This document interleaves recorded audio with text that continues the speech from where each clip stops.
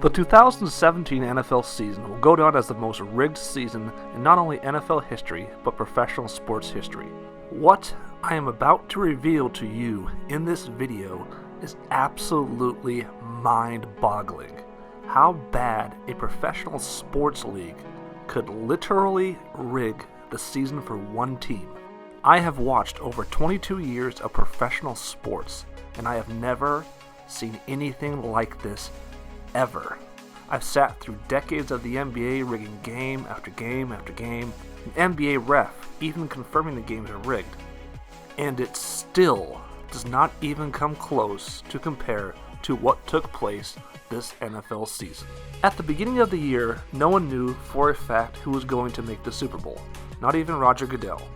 But as ratings sunk with the national anthem protests and the season went on, it became blatantly obvious who the NFL was going to ensure made it, and the person that would ensure they got there. Otherwise, how do you explain this? In the 4 games leading up to the AFC Championship game, the Patriots were called for 16 penalties for 100 yards. Their opponents, 29 for a ridiculous 300 yards. Over a 4-game period in the NFL, to have this big of a disparity in penalties is absolutely unheard of. I have never seen anything like this before. Then on top of the penalties, they have not 1, but 2 touchdowns reversed and called not touchdowns that were clear as day to everybody else watching that they were touchdown. And on top of that, there were 0 game-impacting penalties on New England.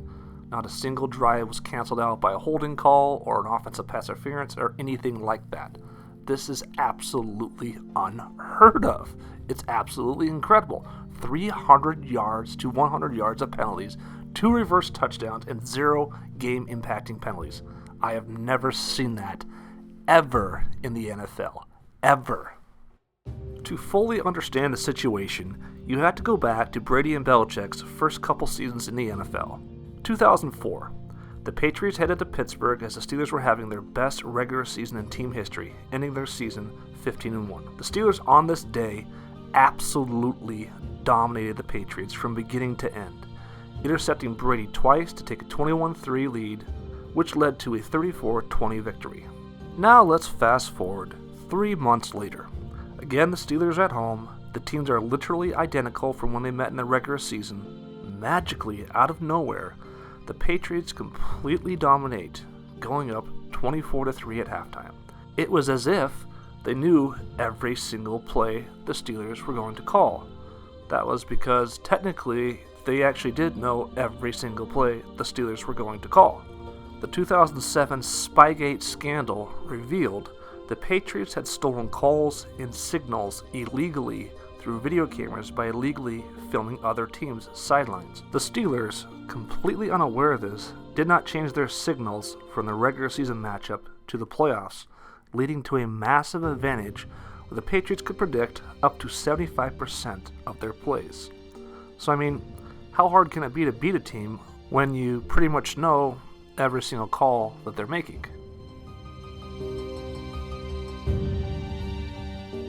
So how did the NFL respond to Spygate? Roger Goodell stepped in and destroyed the evidence, citing it was the right thing to do. You literally cannot make this stuff up. It is completely laughable. Roger Goodell and Robert Kraft have always had a friendship that dates back years, thus covering Kraft by destroying the Spygate evidence. Fast forward to 2015. The NFL catches the Patriots cheating again, red-handed by deflating footballs to get a better grip on them. At this point, after botching Spygate, Goodell had no choice but to suspend Tom Brady 4 games. Thus, everybody thinking that Goodell and Robert Kraft had a falling out and that they are suddenly now devout enemies. Which is hilarious because it could not be any further from the truth. After Robert Kraft pretended to be mad and fight Goodell over Deflategate, he privately told associates he knew that he went too far in his attacks, but he had to do it for the fans. That's right, the entire Deflategate Robert Kraft vs. Roger Goodell controversy was just one big dog and pony show. as the Tom Brady 4-game suspension had virtually no impact on the Patriots season, as they went 3-1 without him and on to another Super Bowl. Which brings us to the 2017 season, with national anthem protests destroying ratings and another big-name suspension, having Cowboys owner Jerry Jones threatening to sue the league and refuse to extend Roger Goodell's contract. You'll never guess who comes to Goodell's defense. Robert Kraft, as he leads the owners group to extend Goodell's contract. So at this point, it's pretty obvious that not only are Kraft and Goodell still great friends, but they're literally working side by side to help each other out. And with the ratings plummeting and every single survey showing it's a direct result of the protests, guess who decides to team up one last time? So immediately following the Week 3 protests, which pretty much every single team in the league did after Trump's comments, Robert Kraft comes out with this statement. I personally feel it is very important to respect our flag and our anthem. Needless to say, not a single other Patriots player protests the anthem for the rest of the season. Between the 2016 and 2017 seasons, the NFL lost 20% of its viewers. That's right, 20% of its fans quit watching entirely.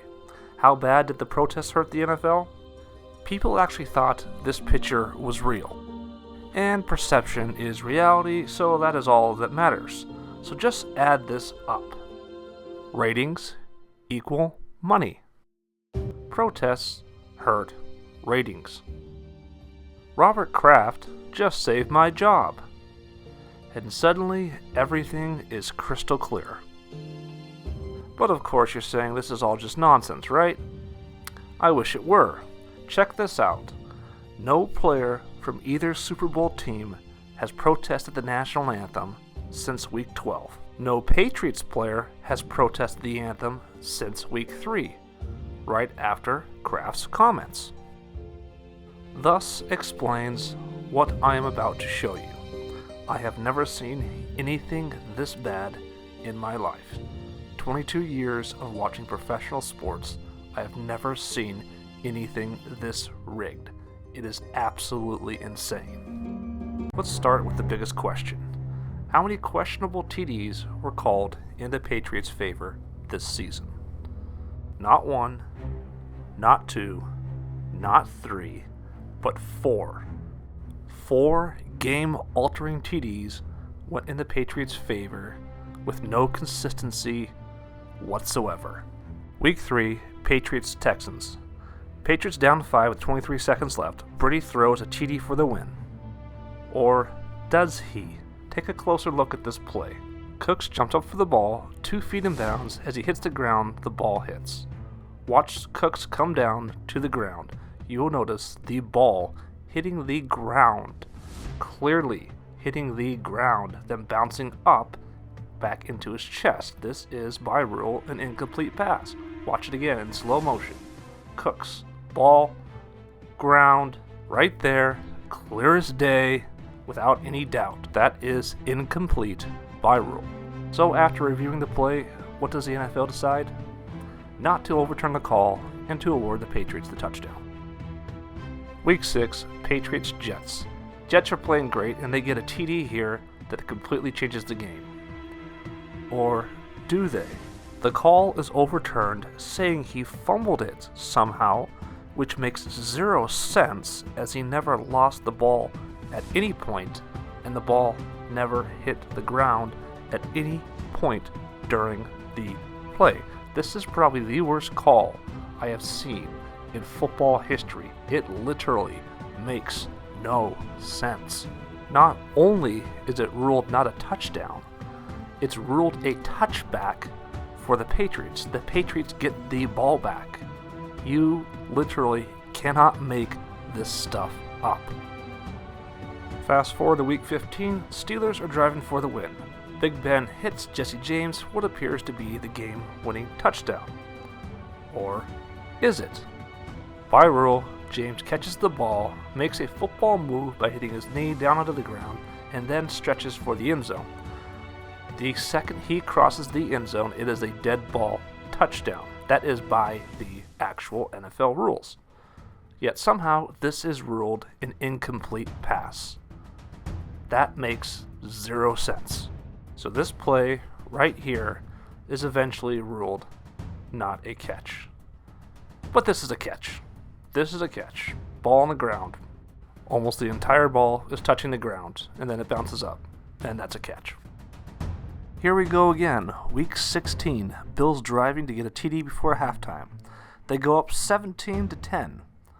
Or do they? Watch as he has complete control of the ball and drags the left foot. It is, without a doubt, a clear catch. Does it stand? You know the answer to that. No, magically it doesn't. Former VP of Officiating Dean Blandino even comes out and says this call should not have been overturned. It was that obvious. But then again, this is a catch. These are all terrible calls, but what stands out most is the blatant fixing of the Steelers-Patriots matchup. 0 significant penalties on New England. 3 big penalties to stop 3 Steeler drives. Without a penalty, New England stopped Pittsburgh once the entire game. And on top of that, they literally took off the game-winning touchdown and reversed it to not a touchdown, giving the Patriots a win that should have been a loss, which took place exactly 11 days after Robert Kraft extended Goodell's contract. Coincidence? So clearly things would stop there. I mean, this can't go on forever, right? Wrong. Titans, Patriots, divisional round game. The Titans stopped the Patriots to get the ball back right before halftime and would have great field position. They call a false start on New England, and you can clearly see New England false starts. Get this. They march it off 5 yards and put it at 4th and 10. And then they reverse the penalty. The first reversed penalty in NFL history. I have never seen this ever before happen. To march off a penalty and then come back and then penalize the Titans and give the Patriots a first down where they clearly false started. You cannot make this stuff up. It just never ends. It's absolutely insane how bad this is. AFC Championship game versus Jacksonville. You're thinking they can't continue to fix games, right? Wrong. Up 14-3, the Jaguars are absolutely dominating the Patriots. Tom Brady throws a pass down the sideline and gets pass interference called. This is like a 40-yard penalty, where it appears the receiver is making just as much contact as the defender, if not more, and the ball is thrown 5 yards ahead of him, making it uncatchable. By rule, this is not pass interference. This is one of the worst pass interference calls I've ever seen. Watch it again. Cooks makes contact with Boye. Cooks continually makes contact. Cooks continually makes contact. Cooks shoves Boye as the ball is thrown 5 yards ahead of him and uncatchable. This is absolutely insane.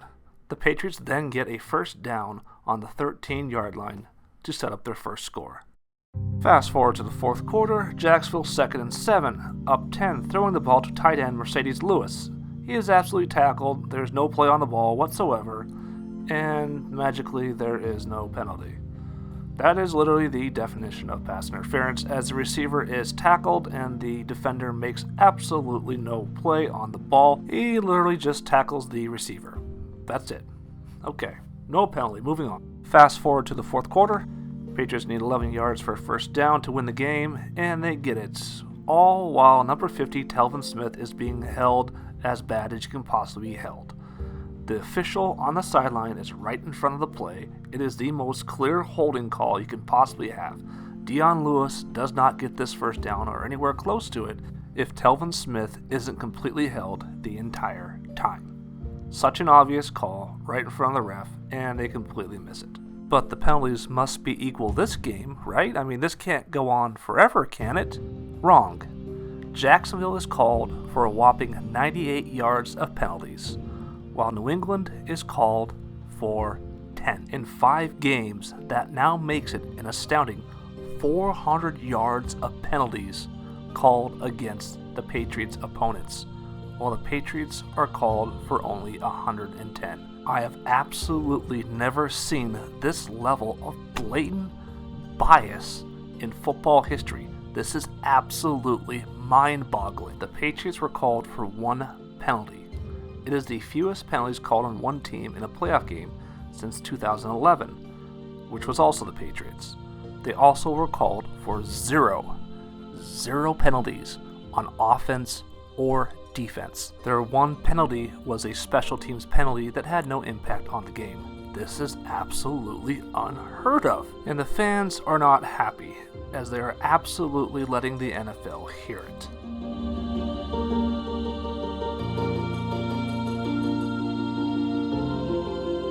As the refs are seen actually celebrating touchdowns with the Patriots. After the game ends, look at the first person who comes up to congratulate Tom Brady. "Hey Tom, we did it. I hope you enjoy us not calling a single penalty on your offense or defense the entire game." Even if you think this is all innocent and commonplace in the NFL, officials having a bias towards certain teams and certain players is an absolute reality. In the NBA, Tim Donaghy exposed how biased the refs were towards players, using it to accurately predict the results of 70 to 80% of games. Imagine that, solely based on the fact that you know an official likes or doesn't like a certain player, and you can predict games so accurately that the mob pays you for your picks. That pretty much closes the case right there. So you're saying, no way this happens in the NFL? Well, not only does it happen in the NFL, it's happened for a long time, going back to none other than the Steelers of the 70s. Linebacker Jack Lambert describes a situation in the 1976 playoffs where a referee puts his head into the huddle and starts telling us how much he hated seeing us lose and how we were the greatest defense he ever saw. Jack Lambert then yells, "Get the bleep out of our huddle. We're trying to win a game." The referee ran out of the huddle. He was so taken aback. That last part tells it all, as if there was a secret expectation that a ref supporting a certain player or certain team, that they then show gratitude and respect towards that ref. And there's plenty of examples of this bias today. In 2015, Cam Newton was told by a ref that he couldn't get a late hit call because he wasn't old enough, suggesting that he needs to be part of the good old boys club to get those calls. And just a few weeks ago, a ref telling Ben Roethlisberger on a key fourth down stop that Juju Smith-Schuster wasn't held enough on a play to get a call, insinuating that because he was a bigger, stronger receiver, it isn't holding, which is absolutely ludicrous. So this isn't defensive pass interference. Again, this isn't defensive pass interference, but somehow this is. So to recap the last 5 weeks, 0 significant penalties on New England, 400 yards of penalties to 110 in the Patriots' favor. Without a penalty, New England stopped Pittsburgh once the entire game, which clinched the number 1 seed for them.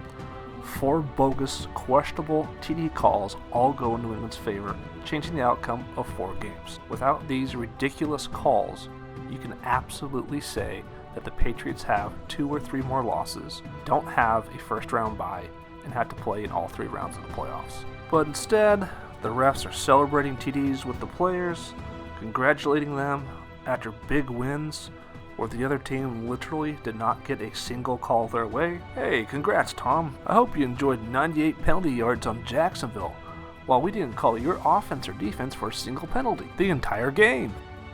So going into Super Bowl 52, there is absolutely no doubt who's going to win, as that was decided a long time ago. Putting together the most rigged season in professional sports history. But what would you do if your best friend literally saved you from being fired from the most powerful position in professional sports history?